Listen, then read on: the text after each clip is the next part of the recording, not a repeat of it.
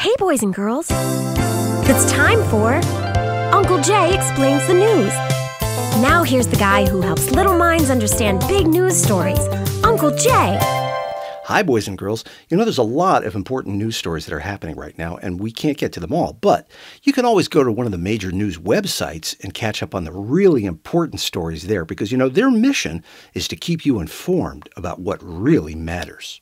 Well, Uncle Jay's news word for this week is rebound. And, of course, that's because of March Madness. March Madness is when dozens of colleges around the country have a bunch of exciting basketball games featuring players who are pretending to be students at the colleges. But this week's word was in other news stories, too.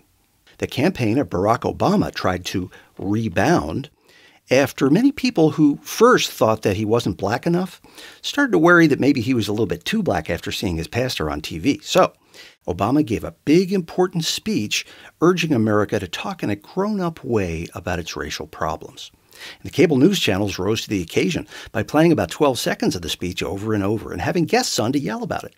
Now, to be fair, there was a lot of other urgent news that they had to take time covering, like the YouTube Video Awards and J-Lo's twins and a cornflake in the shape of Illinois. I mean, that is Barack Obama's state.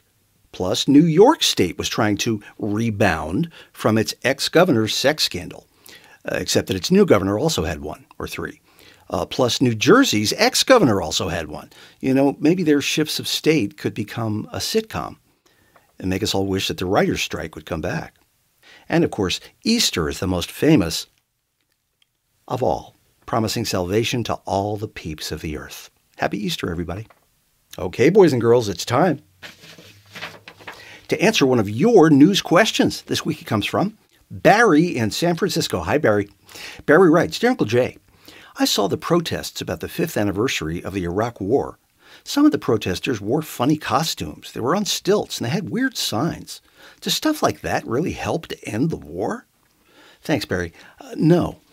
Protests have really lost their way.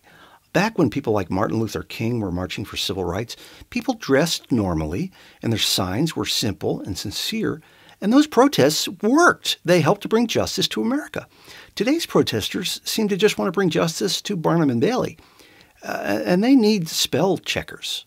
You know, if Martin Luther King had tried marching on stilts in a wig, do you think that civil rights would have happened sooner or later, Barry? That's right. Don't forget, you can see more news questions and answers at Uncle Jay's website. Send your questions to Uncle Jay at UncleJayExplains.com.